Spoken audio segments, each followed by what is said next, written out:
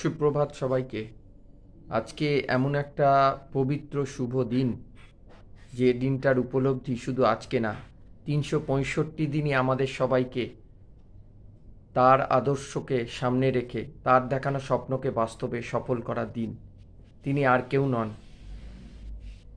জীবনের প্রকৃত কারিগর, প্রকৃত ভাষা শিক্ষার সর্বশ্রেষ্ঠ আদর্শ মহামনীষী তিনি। শ্রদ্ধেয় বিদ্যাসাগর মহাশয়ের আজকে শুভ জন্ম তিথি। আমরা নিজেদের আরও উন্নত করব, আরও পরিশীলিত করব, আমাদের ভাবনা চিন্তাগুলোকে আমরা আরও সুন্দর, আমাদের ব্যবহার অত্যন্ত নম্র বিনয়ী হবে, যেটি বিদ্যাসাগর এই সমাজেরই স্বপ্ন দেখেছিলেন, যেখানে থাকবে না কোনো বিশৃঙ্খলা, যেখানে মানুষের ভাষাগুলো হবে নম্র বিনয়ী ভদ্র, ব্যবহার হবে মনুষ্য সমাজে বসবাসের উপযুক্ত, একটি বন্ধুত্বপূর্ণ বিশৃঙ্খলাহীন বন্ধুত্বপূর্ণ সুন্দর সমাজ গড়ে উঠবে। এই স্বপ্ন বিদ্যাসাগর দেখেছিলেন, যেটি আমাদের আজকে সত্যি খুব অভাব। একজন প্রকৃত আদর্শ ভাষাযুক্ত মানুষের আজকের দিনে দাঁড়িয়ে খুব অভাব, যেটি আমাদের পূরণ করতে হবে। তবেই আমরা বিদ্যাসাগর মহাশয়কে তার প্রকৃত শ্রদ্ধা জানাতে পারব। ভাষা হবে নম্র বিনয়ী। বিদ্যাসাগর বলতেন, তুমি যত বড়ই হও না কেন, তোমার ভাষা তোমার পরিচয়, তোমার ব্যবহার তোমার পরিচয়। অর্থাৎ আমরা সমাজের কারিগর করছি, শিক্ষক, কিন্তু সবার আগে মনে রাখতে হবে একজন আদর্শ শিক্ষক তো হতেই হবে, কিন্তু শিক্ষকের আগে, ছাত্রছাত্রী হওয়ার আগে একজন সচ্চরিত্র আদর্শবান মানুষ হয়ে বাবা মার নাম উজ্জ্বল করতে হবে, নিজের ভাবমূর্তি উজ্জ্বল করতে হবে, আর সমাজের কাছে মুখে নয়, এই সচ্চরিত্র উন্নত মানসিকতার মানবিকতার মানুষ হয়ে সেই যোগ্যতা আগে অর্জন করতে হবে। তবেই বিদ্যাসাগর মহাশয়কে প্রকৃত শ্রদ্ধা ভক্তি আমরা অর্পণ করতে পারব। আমাদের ভাষা যদি কলুষিত হয়, কলুষিত আমরা নিজেরাই করি, তাহলে বিদ্যাসাগরকে অসম্মান করা হবে। কারণ বর্ণপরিচয় প্রকৃত স্রষ্টা, আমাদের জীবনের বর্ণের প্রকৃত সর্বশ্রেষ্ঠ কারিগর বিদ্যাসাগর মহাশয়। বর্ণপরিচয় না থাকলে বোধহয় সঠিকভাবে বর্ণের পরিচয় কোনো কালেই সম্ভব হতো না।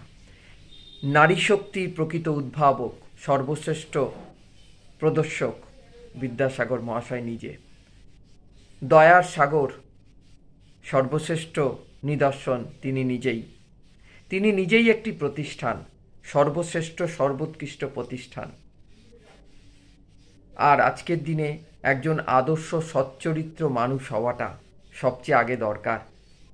কাজে করে আমাদের দেখাতে হবে, মুখে বললেই হবে না। আমার ভাষা যেন অন্যকে আঘাত না করে। আমার ভাষাই তো আমার পরিচয়। আমার নম্রতা, আমার বিনয়ী, আমার শান্ত সুন্দর স্বভাব, আমার মিষ্টি ব্যবহার, সেটাই বিদ্যাসাগর মহাশয়কে প্রকৃত শ্রদ্ধা জানানো সম্ভব হবে। একটি বিশৃঙ্খলা মুক্ত, একটি সুন্দর উন্নত মানসিকতাযুক্ত মানবিকতাযুক্ত বন্ধুত্বপূর্ণ সমাজ আমাদের নিজেরাই গড়ে তুলতে হবে। তবেই আমরা বিদ্যাসাগর মহাশয়কে তার জন্মদিনে প্রকৃত শ্রদ্ধা জানাতে পারব বা জানাতে সক্ষম হব। এই সমাজ, এই বিশৃঙ্খলা মুক্ত অবস্থা কথাই বিদ্যাসাগর বারবার বলেছিলেন।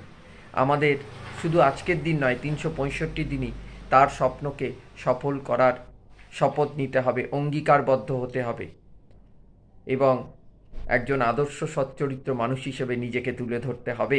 তবেই আমরা আমাদের ভাষা মার্জিত, আমাদের ব্যবহার রুচিসম্মত হলে তবেই আমরা সেই অভীষ্ট লক্ষ্যে, কাঙ্ক্ষিত লক্ষ্যে বিদ্যাসাগর মহাশয়কে আমরা প্রকৃত সম্মান জানাতে পারব বলে আমার বিশ্বাস। নারী শক্তির প্রকৃত সর্বশ্রেষ্ঠ কারিগর, নারী শক্তির উদ্ভাবক, বর্ণপরিচয়ের সর্বশ্রেষ্ঠ উদ্ভাবক, সর্বশ্রেষ্ঠ উন্নত সমাজ সংস্কারক বিদ্যাসাগর মহাশয়কে আমার অন্তরের জন্মদিনে, তার জন্মদিনে অন্তরের শ্রদ্ধা ভক্তি অর্পণ করলাম। আর তার দেখানো স্বপ্নকে আমরা শুধু আজকের দিনে নয়, শপথ নিয়ে 365 দিনই যেন একটি উন্নত সুন্দর মানবিকতাযুক্ত সমাজে পরিণত করতে পারি, সেই শপথ আজকের দিনে নিতে হবে এবং নিজেদের আরও উন্নততর করতে হবে, যে স্বপ্ন বিদ্যাসাগর মহাশয় দেখেছিলেন। আর শিক্ষাকে সহজভাবে, অত্যন্ত সহজশীলতার সঙ্গে সামনে এগিয়ে নিয়ে যেতে হবে, যেটার স্বপ্ন বিদ্যাসাগর মহাশয় প্রতি মুহূর্তে দেখতেন এবং যার কথা তিনি বারবার বলেছেন। বিধবা বিবাহের প্রকৃত প্রতিষ্ঠাতা, সর্বশ্রেষ্ঠ রূপকারের নাম বিদ্যাসাগর মহাশয়। দয়ার সাগরের সর্বশ্রেষ্ঠ নিদর্শন বিদ্যাসাগর মহাশয়। রাজা রামমোহন রায় নয়, মাইকেল মধুসূদন দত্ত, আমরা অমৃতাক্ষর ছন্দের প্রকৃত স্রষ্টা, বিশ্ববরেণ্য মহামনীষী মাননীয় মাইকেল মধুসূদন দত্ত মহাশয়ের কথা আমরা সবাই জানি, যাকে আমরা মধুকবি বলতাম। তিনি বিদেশে তখন খুব অসুস্থ। এমন একজন পণ্ডিত মানুষ যে একসঙ্গে অনেক ভাষায় কথা বলতে পারতেন, একসঙ্গে প্রভূত জ্ঞান, 7-8টা বিষয় কি একসঙ্গে এরকম 7-8 জনকে বসিয়ে, কি 10-12 জনকে বসিয়ে একই সময় বিভিন্ন সাবজেক্ট বা বিষয়ের জ্ঞান সঞ্চার করতে পারতেন, জ্ঞানের আলো দিতে পারতেন, এই রকম একজন মহামনীষী নাম মাইকেল মধুসূদন দত্ত, আমাদের প্রাণের মানুষ আমরা জানি। তা তিনি যখন বাইরে খুব অসুস্থ, সেই সময় একমাত্র বিদ্যাসাগর মহাশয় যখন জানতে পারলেন, তার থেকে বয়সে অনেক ছোট, যে জানতে পারলেন যে মধুকবি অসুস্থ, তার অবস্থা খুব শোচনীয়, খারাপ, খবর এলো। বিদ্যাসাগর মহাশয় ভারতবর্ষ থেকে তার সমস্ত রোজগার, সেই সমস্ত পুঁজি, সারা জীবনের সঞ্চিত অর্থ মাইকেলের জন্য নিঃস্বার্থভাবে এক নিমেষে তিনি পাঠিয়ে দিলেন, যাতে মাইকেলের কাজে লাগে। তা এই হচ্ছে বিদ্যাসাগর মহাশয়। এই রকম একজন আদর্শ মানুষের আজকে সত্যি খুব অভাব।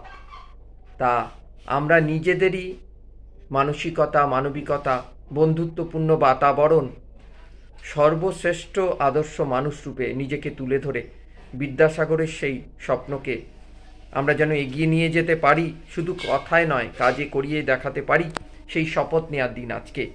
আমরা নিশ্চয়ই পারব। আমাদের নিজেদের প্রতিদিন উন্নত থেকে উন্নততর করতে হবে, তবেই বিদ্যাসাগর মহাশয়কে আমরা প্রকৃত শ্রদ্ধা ভক্তি জানাতে পারব। আর তিনি যেখানেই থাকুন, তার আশীর্বাদ থেকে আমরা যেন কখনো বঞ্চিত হব না, এই প্রার্থনা সেই মহামনীষী বিদ্যাসাগর মহাশয়ের কাছে আমার থাকবে।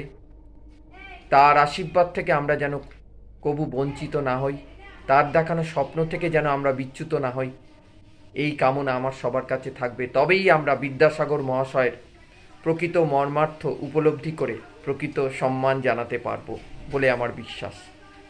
সবাই ভালো থাকবেন, সুস্থ থাকবেন।